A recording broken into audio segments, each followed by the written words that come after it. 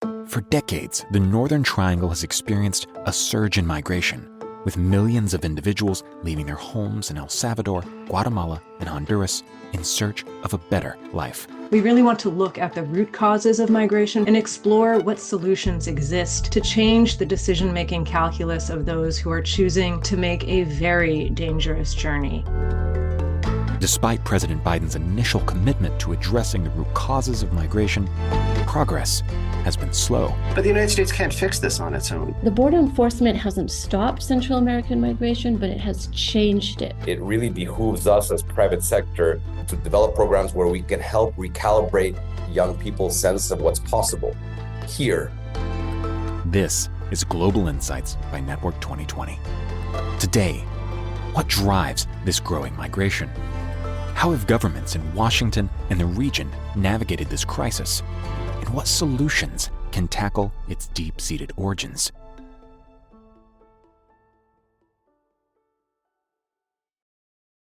Joining us today is Elizabeth Oglesby, Adam Isaacson, and Diego de Sola. Dr. Elizabeth Oglesby is a human geographer and associate professor in the School of Geography and Development and Latin American Studies at the University of Arizona. Adam Isaacson is director of the Washington Office on Latin America's Defense Oversight Program and host of their podcast, Latin America Today. Diego de Sola is president and CEO of the de Sola Group, a Central American family enterprise, as well as co-founder of Glasswing International, a nonprofit social venture promoting volunteerism in education, health, and social integration. Moderating the discussion is Courtney Doggett, president of Network 2020. Undocumented migration from the Northern Triangle countries, El Salvador, Guatemala, and Honduras, to the United States has been steadily increasing over the past few decades. In 2023, just over half of the migration at the U.S. southern border was from those three countries. Today, in the first part of Network 2020's mini-series on migration to the United States, we really want to look at the root causes of migration from the Northern Triangle and explore what solutions exist to change the decision-making calculus of those who are choosing to make a very dangerous journey. Elizabeth, I'd like to start with you and your extensive experience in the region. Could you please give us a brief overview of some of the root causes of increased migration from the Northern Triangle? And, especially given your long history working in the region, what have you seen change over time? Yes, thank you for the invitation, and thank you to everybody who is listening for your interest. Let me try to make three brief points that could both express the diverse drivers of migration as well as how this has changed over the decades. The first point that we need to understand is that Central American communities are and have been for quite some time fully transnationalized, particularly in the case of Guatemala and El Salvador, where forced displacement in the 1980s sent hundreds of thousands of Central Americans to the United States. And I bring up this history because I think it's important when we think about today's patterns of migration. And that is, the Central Americans who are coming today have these broad connections. They have family connections, they have community ties. So most of them have sponsors. They go to places where they already know people. So I think the level of stress on receiving communities in the United States from Central Americans is perhaps less than with other groups that are more recent and don't have those connections.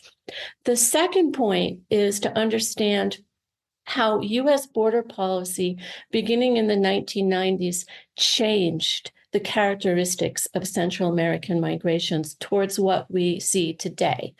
Now, the peace accords in El Salvador and Guatemala did not lead to, it did not decrease migration. In fact, economic migration really rose sharply in the 1990s. Guatemalans particularly were recruited to fill jobs that Mexican workers were leaving in agriculture, in the poultry industry, in meat packing, and so on. But that migration in the 1990s was what migration scholars often call circular migration or shuttle migration, where people, mostly adults, mostly men at that point, would come, particularly in the case of Guatemala, I think, would come, work for a while, maybe a year or two, with the goal of returning to their communities and to their families who were staying in Central America. With the US border policy beginning in the mid-1990s and accentuating in the 2000s, that kind of circular migration became difficult and finally impossible, because there's a direct correlation between the border securitization, the walls, the increased enforcement, and the risk and the cost of migrating. Whereas maybe used to cost $1,000, maybe it costs now $10, $12, $15,000.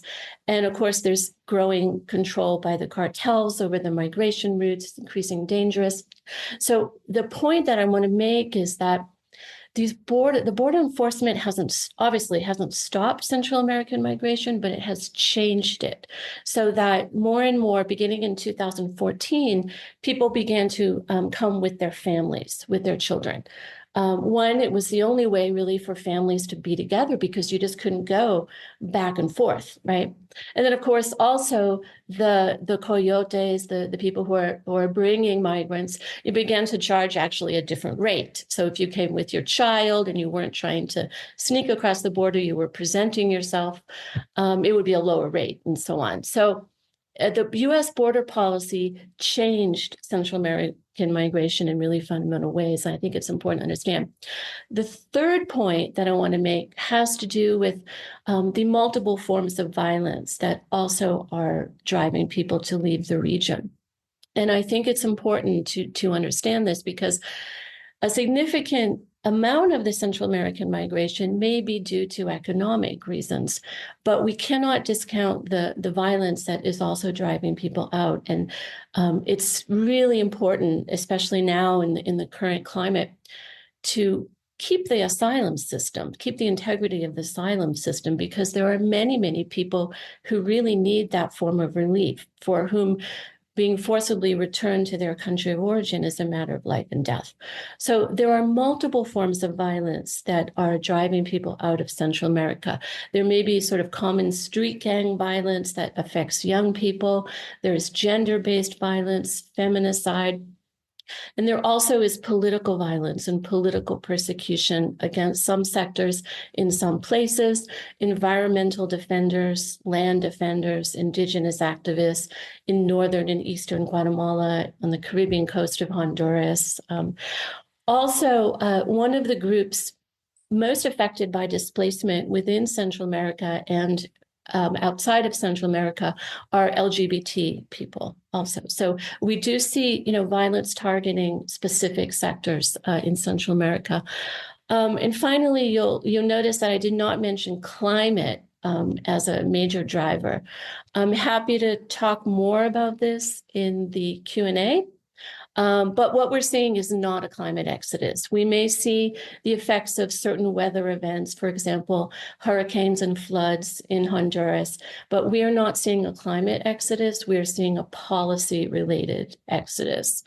And if I could just add just an addendum, I know that we're talking about the three northernmost Central American countries, but in Nicaragua, we have seen over the past couple of years a very sharp increase in international displacement. Nicaraguans, we have to remember, do not have a long history of high rates of migration to the U.S. Rather, they tended to go south towards Costa Rica. 400,000 a year, economic migration, that kind of circular shuttle migration. Two things happened to change this in the past couple of years. One is increased repression by the Daniel Ortega regime in Nicaragua, causing, I think, upwards of 150,000, maybe 200,000 Nicaraguans to opt to apply for political asylum in Costa Rica to try to stay permanently. The other thing that has happened is the economic and social effects of COVID within Costa Rica has, led to, more economic hardship, but also a more xenophobia towards foreigners. And so I think that those two things together have shaped a pretty sharp increase in Nicaraguans also coming across. And I think that's part of a trend that we see, I think, across Latin America with COVID and the ability of neighboring countries to absorb a lot of the displacement, I think has really changed since COVID. So there you have it. Thank you. Terrific points. Adam, turning to you, one, is there anything that you would want to add about the root causes? And then just following on that, what are some of the levers that have been used or are being used to address these causes? And how do you see these levers having an impact in the short term? Great question. And that was a great overview of the root causes. I would just add that you often, you'll see when you talk to migrants who from Central America at the border or elsewhere, you'll find that the same person has left for several reasons. It's a really mixed flow. More than once, I've had the conversation where somebody says, "Oh, I left because there's no employment and you just can't get a job, and and then you'll talk for 5 minutes, and then afterward they'll say, "Oh, and yeah, the gangs also killed my brother because he didn't pay his extortion, or the gangs were going to recruit my daughter, and so we had to leave." But it's like you buried the lead. But in people's minds, it's just a bunch of things, right? So this, as Elizabeth said, we started the sort of search for solutions or search for policies that can address these root causes really got underway in 2014 after that first wave during the Obama administration of child and family migration that came from the Northern Triangle. And the Obama administration tried some things like, helping Mexico crack down and make it harder to migrate, doing some initial things to put asylum out of reach. But the real brunt of it was a strategy of investment in Central America. Obama put Joe Biden, vice president, in charge of a strategy where they were seeking from Congress and got most of it, nearly $1 billion a year starting in 2015 in aid packages. Trying to get at several of these multiple flows or multiple reasons for people leaving.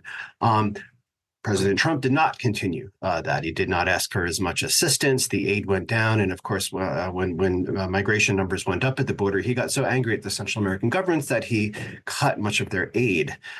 So this was not like a constant investment that was really dependable, unfortunately. But the design of this, which has been revived under the Biden administration, it's good in its goals. It's much more mixed with execution and design. Obviously, there's a recognition that poverty and inequality are a huge driver of this migration.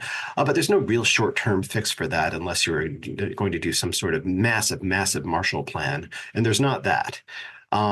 There's also a recognition that simply throwing money at this is not going to work, but there has been a lot of effort to try to get the private sector to invest in job creation. I think that Diego is going to talk about that a little bit.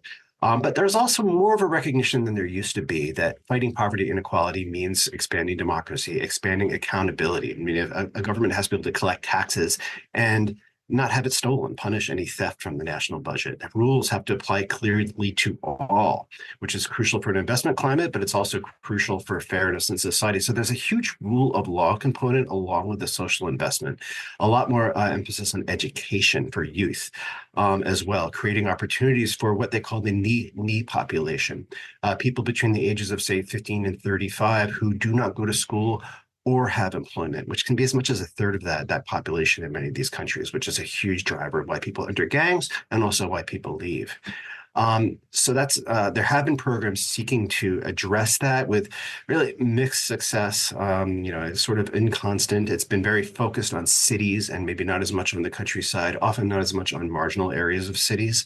So it's helped the lower middle class, but maybe not the poorest. A big one, though, is a strategy that's been part of these aid packages to try to combat insecurity, public insecurity, the fact that people feel victimized by gangs and the rule of law is weak. People often cite gang violence as the reason that they're leaving. And it's frustrating because, the United States and governments in the region have had some success defeating like leftist insurgencies, politically violent groups that wanted to take power in the country. There's places in Colombia or El Salvador that were once dominated by guerrillas that are not now. You can drive from place to place, etc. There's very few places in Latin America that were once under organized crime or gang control that are now under organized gang or crime or gang control now. It's been much harder to weaken criminal groups, violent criminal groups, mainly because they prefer not to fight the government. That's bad for business. They'll rather be in populated areas, mixed in with the population, and often even fighting each other for control of a part of the government, like a municipal police force or something. So the trick to fighting organized crime or defeating gangs in the long term, not like the short term stuff we're seeing in El Salvador right now, the long term is to break that link between organized crime and corrupt government officials who enable it and even profit from it, make examples of them in the justice system. And I think that it's not enough, but to some extent, the Obama and Biden administration's aid packages have sought to strengthen justice systems, strengthen the rule of law. There was a remarkable experiment in Guatemala in the 2010s to try to shore up the justice system and fight corruption. Justice system's also important for property rights. It's important for punishing human rights abuses. So many roads go through justice, and it has not gotten the attention that it requires when you're talking about this, but it's gotten more than it used to.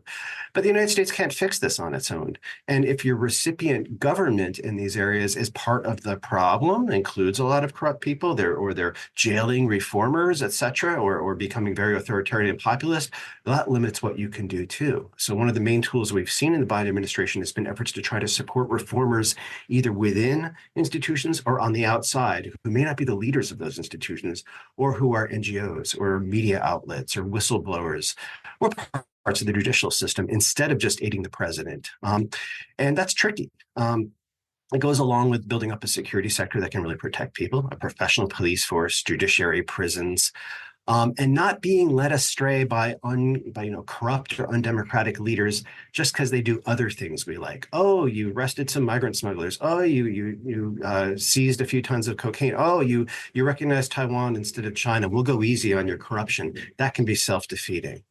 The most vexing part, I think, about the security strategy that we found so far is the short term.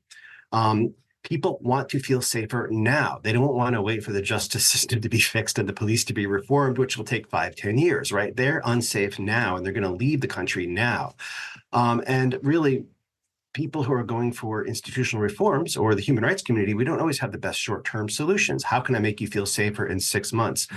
There are presidents who will say, well, gee, Nayib Bukele will say, well, I'll just lock up 1% of the population in 6 months, as he did. And yeah, crime rates will go down, but the life in the country changes, and that is not a long-term solution. That brings you to the other root cause of repressive governments, which are increasing in the region, especially Nicaragua, but we're seeing the advance of authoritarianism elsewhere. The United States shouldn't be doing regime change in these areas, but we should be doing a lot more multilateral diplomacy, targeted sanctions, supporting the opening of civic space in these countries, and certainly, again, not supporting repressive leaders just because they take pro-U.S. stances once in a while. Gender-based violence, discrimination against Black, Indigenous, LGBTQ has been a greater focus of some of the U.S. programs in the region, again, through supporting reformers or supporting specific units of the justice system, opening civic space for NGO advocates. It needs to be more of a priority than it has been, because people from particular social groups like these that I just mentioned will continue fleeing if there's not. And just touching on what Liz said about climate change, droughts and storms are the extent to which we've seen it so far, but they're nowhere near as severe as they're going to be. I think there's no really great answer yet. We know what we have to do to fix climate change. We're only beginning to do it. And meanwhile, I think you're going to see 20 or 30 years of increasing severity, especially in a really ecologically fragile region like Central America, of people leaving. So you're going to have to just prepare to accommodate climate migrants all over the region, including the United States. Try to foresee what the most likely mass human movements are going to look like. But again, no great answers there. So that's sort of what it's been so far, and it's been a very mixed picture. Thank you.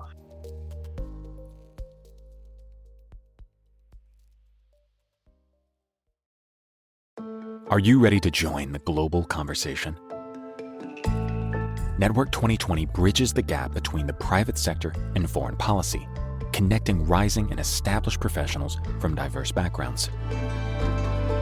Join our community to exchange ideas, foster people-to-people connections, and promote global citizenship.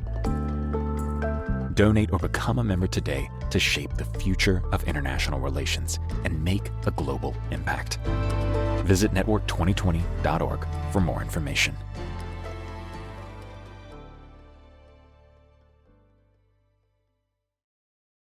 So long-term versus short-term, and are there short-term solutions? So Diego, turning to you, in May 2021, the Biden administration announced its call to action, its Partnership for Central America, which has garnered $4.2 billion in private sector commitments to the Northern Triangle. So this is the investment that we were talking about earlier. So what impact do you think that the private sector could have, and what would local companies like to see to make those investments more effective?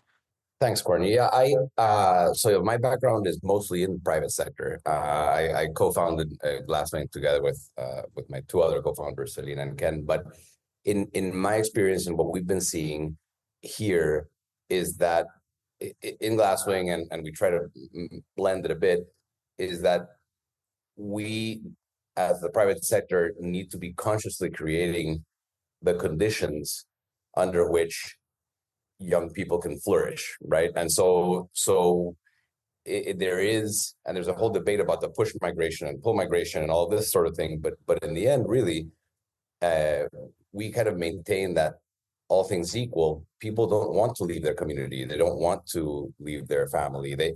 A lot of the tough part is over the years, with the security threats, with the all these things that Adam and Elizabeth have both mentioned, people get to a point of desperation where hope is not really an option. And so in the private sector, I think something we can do a whole lot more of, that's begun, but we can do a whole lot more of, is look to bring in succeeding generations. So we know that the youth, that there's potential ingrained in everybody, but a lot of the time for so many years, what's happened is, if I can't even imagine what I can do or what I'm capable of because I've just never seen it, it's not within my, so I think both in the private and nonprofit sectors, I think it's really important to help to develop programs where we can help recalibrate young people's sense of what's possible here. And that recalibration has to do with, with building community, with building capacity, but it also has to do with providing access.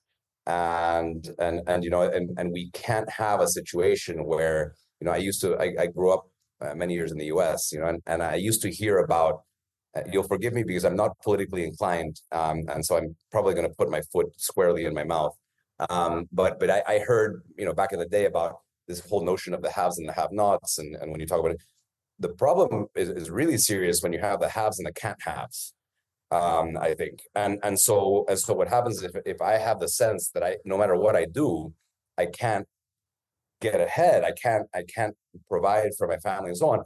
So in the private sector, something I think that we've begun to do is bring people into the fold, not just capacity, but also provide access. And access means visibility, and it also means, when you have societies at large where the first few rungs of the ladder aren't there, we need to find a way to give access to the first rungs of the ladder wherever they are, and that, I think, would go a long way to allowing people to see themselves and imagine a future here with their families. And as Glasswing, we believe in people's rights, people's right to live a dignified life where they want to, and we do believe in asylum when it's warranted. But really, what we're trying to push as a private sector and in Glasswing in different ways and maybe in different parts of the chain are, how can we help young people and the ninis that Adam referred to, that we work a lot with that sector, the ones that don't work or that don't currently work or study. How do we help them engranar? Sorry, I'm losing my English. How do we help them kind of connect with the productive sector, not just for profit? I mean, it could be anything. And I'll tell you, in Glasswing, for example, now we've been around since 2007, but I can tell you that over 10% of our workforce used to be what you would traditionally call beneficiaries, that are people that didn't see themselves having access, weren't really even able to project a future where they were owners of their destiny. And so now we've got almost 100 people within our organization, working full time, merit based, right? I mean, this is not a handout in any sense of the word, you know, and so that's where we see potential. I think that the private sector, I think we need to do a little more active searching and active kind of going out, ir al encuentro, we say in Spanish, you know, going out to seek and bring together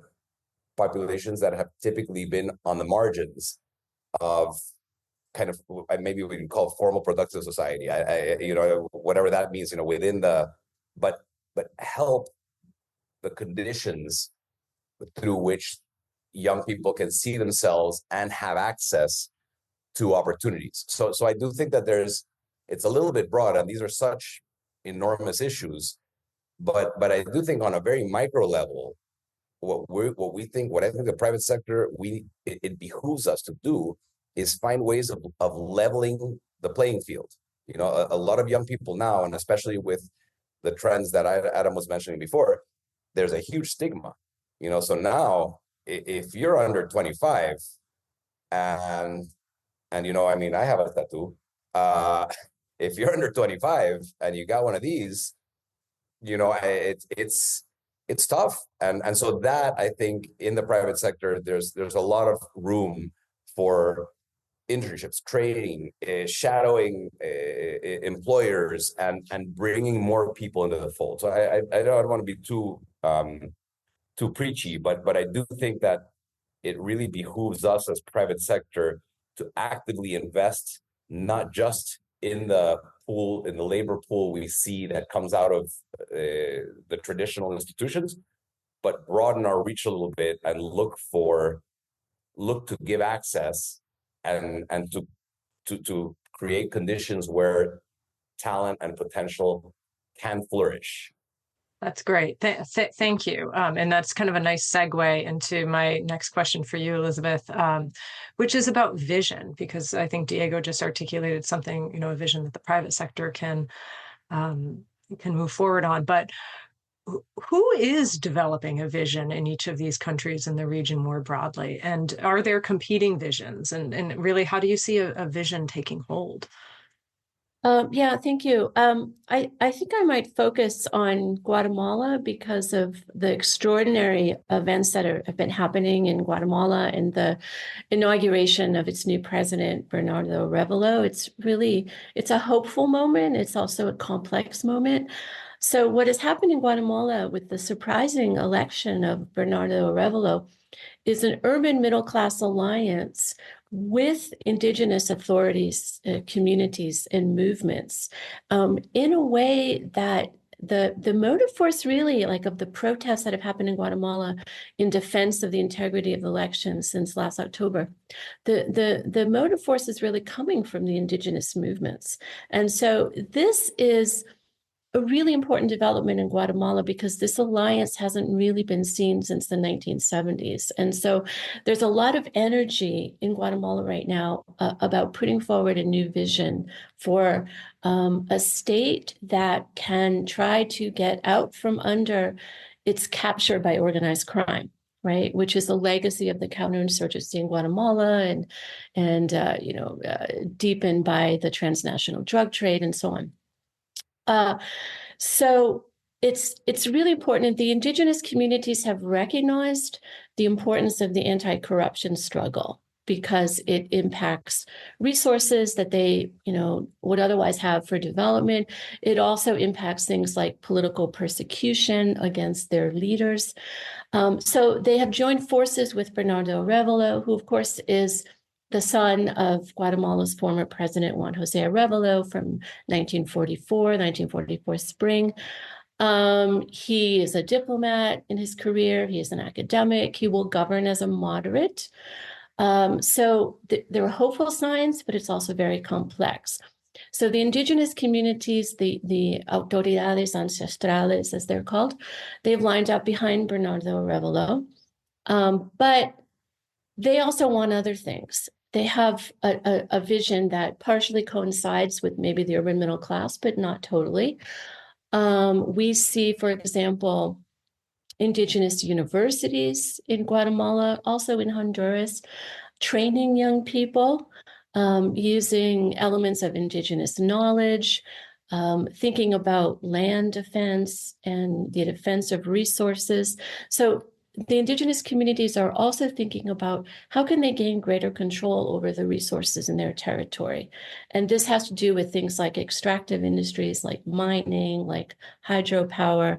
So it's complicated, and there's a lot of contradictions, I think, between the central government and indigenous territories. But I think so much of the energy to defend democracy right now is coming from the indigenous communities.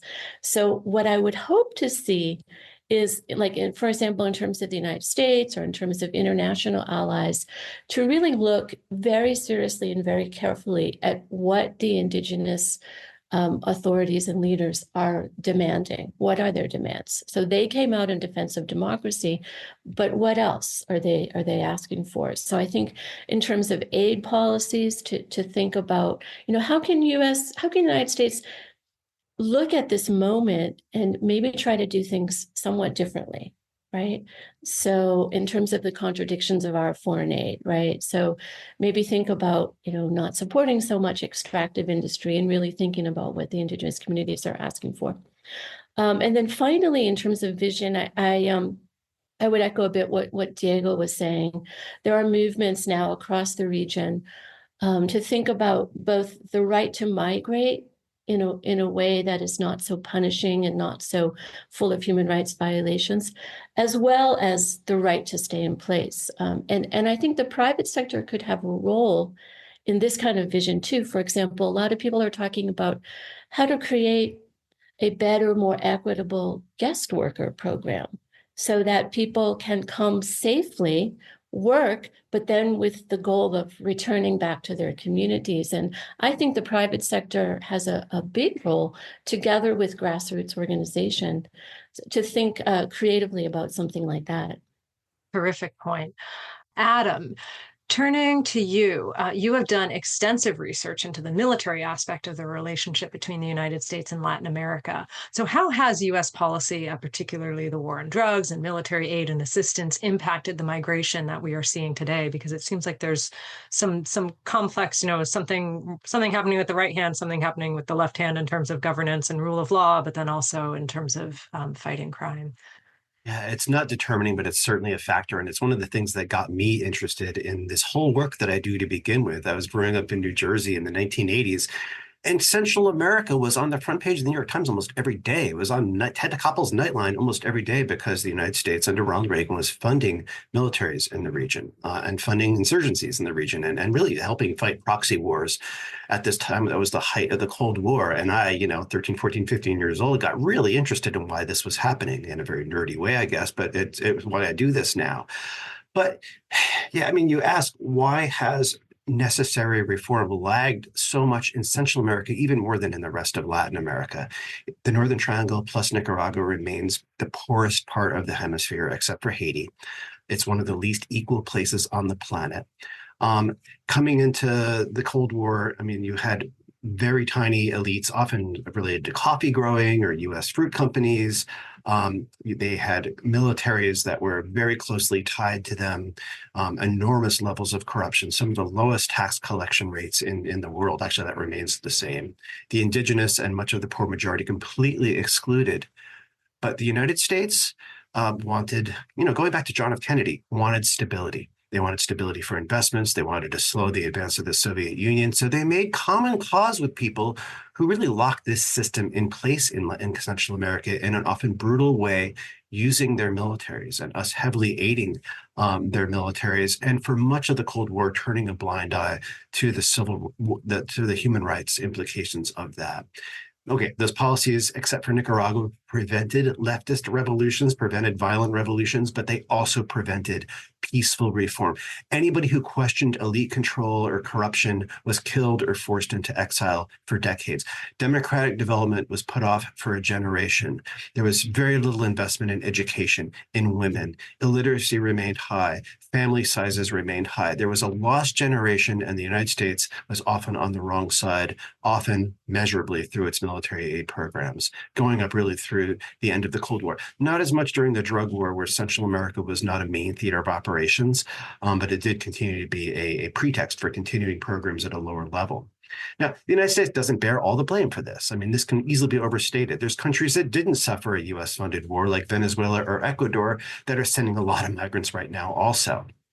But definitely the United States put an enormous thumb on the scale in favor of corrupt elites and their militaries during the 20th century. Now, it's gotten better. The United States was a key support for the peace processes that ended those civil wars in Central America. But still, there's been squishy moments, like the Obama administration's really weak response to a military coup in Honduras in 2009. It would be interesting also, I think, to unpack the state of the region's elites now. I mean, I just been bashing elites, but as you know, as Diego can tell you, it's much more complicated than that now. There's some dinosaurs and there's modernizers, and you know, it'd be interesting to know better whether the United States is more firmly on the side of the modernizing wing of those elites. Today's aid to Central America is mostly non-military. The United States, until Trump, was a key support for the Commission Against Impunity in Guatemala, which was really a model for fighting corruption and strengthening the justice system. But again, like I said before, it's been uneven, it's been inconsistent.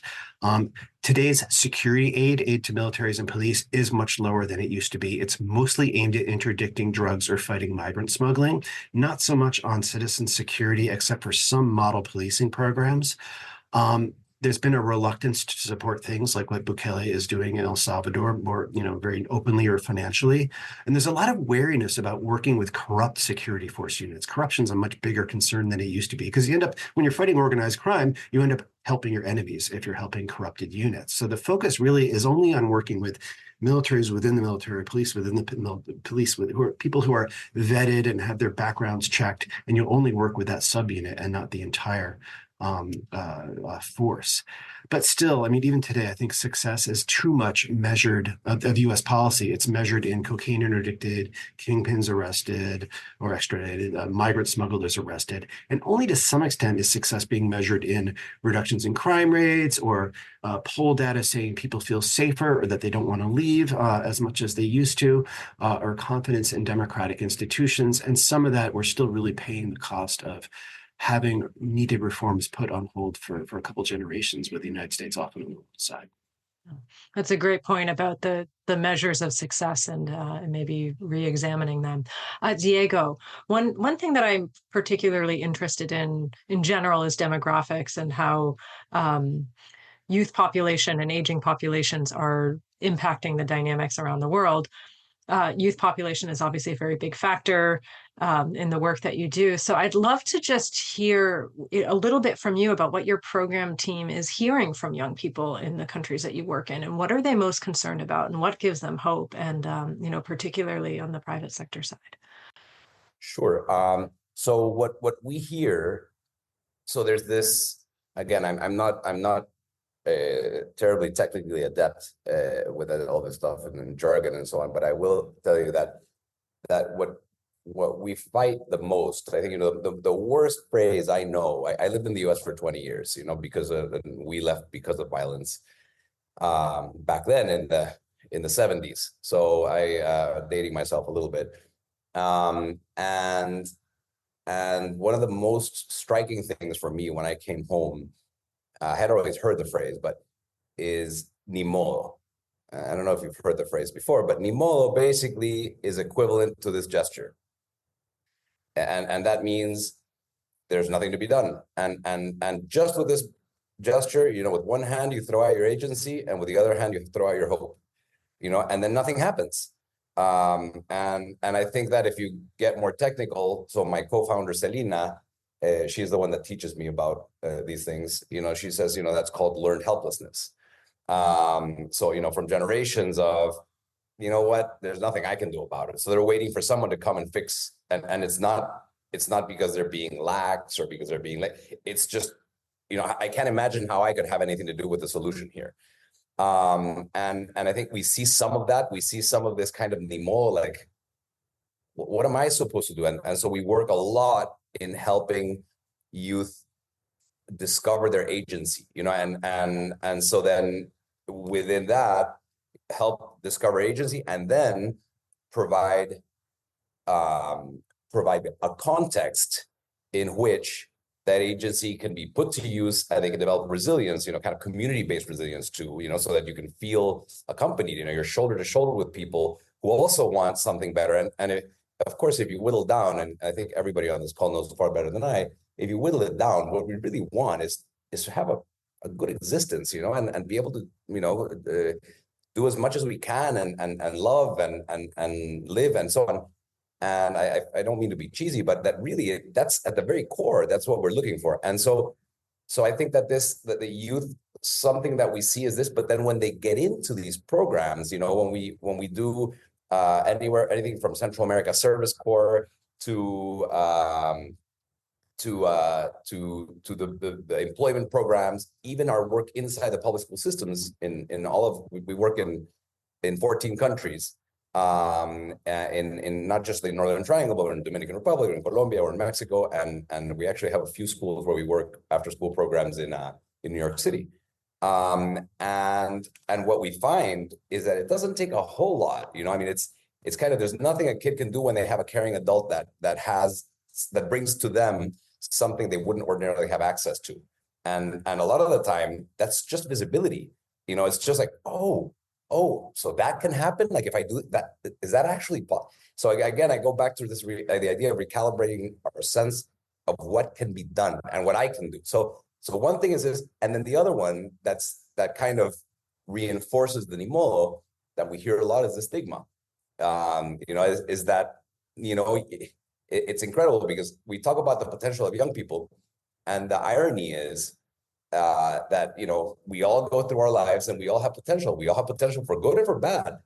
Unfortunately, a lot of people have developed kind of an intrinsic fear of young people because of the whole gang phenomenon, because of and this is the whole region. So it's almost like, and at the same time, as Adam's saying, I've worked a lot with the U.S. Embassy over the years with different ambassadors, and I've seen a lot of, with AID, we work a whole lot, and a lot of these things are large scale. They move the needle, but it does take a while. And it's not, if I'm a young person in a community that one way or the other, I was speaking to one of the people we worked with, one of the a young woman that is now one of our team members. And she was saying, our communities teach us that there's no way out. And so we hear that a lot, the community kind of says, forget it, ni modo, and so all it takes is kind of injecting somebody in there that kind of bridges your sense of what expectations you can be entitled to.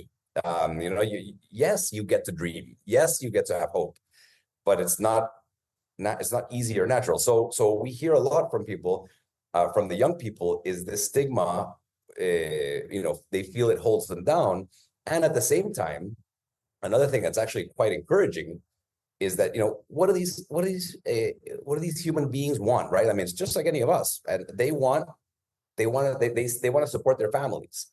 They feel like they have adversity. They want to support their families. They want to be a productive member of their community. They want a dignified life, and they feel these things are holding them back. Now, when they get their sense of agency, when they start developing, we have a lot of after-school clubs, and I don't remember what I was watching on some Netflix thing the other day, and they were saying, well, what they were talking about, this club that was great. It provides a sense of belonging. It provides a sense of kind of a vision. It provides security in a certain sense, and so on. So you could say the same thing about organized crime organizations, and so when you provide this other alternative, which is constructive, they're in something as simple as a song and dance club where you have to be vulnerable because nobody feels entirely comfortable jumping around and dancing and singing in front of other people, especially men in a stereotypical sense in Central America, right? And you see these young boys and they're rocking it, and they're starting to feel comfortable, and so they start developing these pods of that eventually turn into resilience. So what we hear is, we do hear about the stigma, but we also hear on the other side, as soon as each young person is standing on their own 2 feet, they're not just thinking about themselves. Immediately, they're thinking about how they can help the community. And immediately, not only do we have 80 some odd people working in the different glasswing offices that have been at one point or another, I don't know what the better word is, but people we've worked with, they're beneficiaries one way or the other, but But in addition to that, we've got a whole lot of volunteers that what they're doing is, hey, somebody came here and showed me that there's life on the other side of that street. I want to go do the same because now I'm in college. And I can't help but go back to the anecdotes, because when we look at the big numbers, I don't know, it just seems a little abstract, but in a very real sense, on the one hand, the stories we hear worry us. And on the other, the stories we see being created before us, because we can't take credit for these kids blossoming. I mean, they do it. We just try to find a way to provide better conditions so that they can actually find that. And I think that when that happens, what we hear from them is, how can I give back? And that turns out to be super cool. I mean, it's a huge source of inspiration and a lot of what we learn, and they become kind of champions and advocates, and they become kind of team members with us in one way or the other.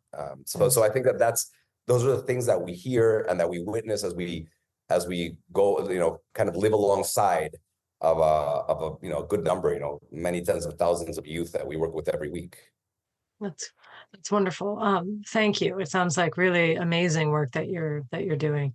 Just a quick final lightning round, just because we have a couple minutes left. This is a big year of transitions, at least in the United States. I'd love to just hear from each of you very briefly, like if you could do like 30 seconds, if at all possible. What are you most worried about seeing? Like what would be like, we're going in the wrong direction, and what would be something that you're like, we're headed in the right direction? This would be a positive policy change, at least in the United States. Adam, I'll start with you. One thing that really worries me right now is that there may be a bipartisan push to limit access to asylum at the U.S.-Mexico border, particularly for Central Americans who are coming here at a time where we're seeing an increase in families coming and asking for protection. How severe that limitation will be will depend really on whether the Democratic Party or the Republican Party wins, but both seem to be headed in that direction. Something positive that could happen in this 2024 election year. Well, I would say, I guess I would have to point to something like the Biden administration was surprisingly forceful in its support of President Arebelo's election. And with 3 days after leaving office, his predecessor, Mr. Giammattei, had his U.S. visa revoked because of all of the corruption allegations swirling around him. That's the right message, and that's the right way to go. And I hope to see more of that. Great. Thank you. Elizabeth? I agree absolutely with what Adam said. Yes, eyes on Guatemala. It is a hopeful moment in Guatemala. Speaking as someone who lives and works here on the border, I have a lot of trepidation about what's likely to come in terms of limiting the asylum system, in terms of ratcheting up punishment against people as a deterrent. I mean, we've seen it doesn't work. It just changes. It makes migration riskier, more dangerous. It doesn't deter it. So I have a lot of fear about that. And just in general, the border becoming our sacrificial zone because we can't resolve the contradictions of our politics. Great point. Lastly, but not least, Diego. Thanks. So what's gotten me excited these days, and I think that it could be, and this is kind of on the margin of the political issue, which is a very different discussion, but we're seeing in Guatemala, in El Salvador and Guatemala now with this new possibility, let's say, Honduras is a little bit different, but we are seeing a lot of people that have traditionally been in the U.S. for years and years starting to look down and starting to look south to actually move home. Someone asked me last night, why did you move home after 20 years? And I said, I never doubted it. I mean, it was in my family. It was like, we were always going to go home at some point.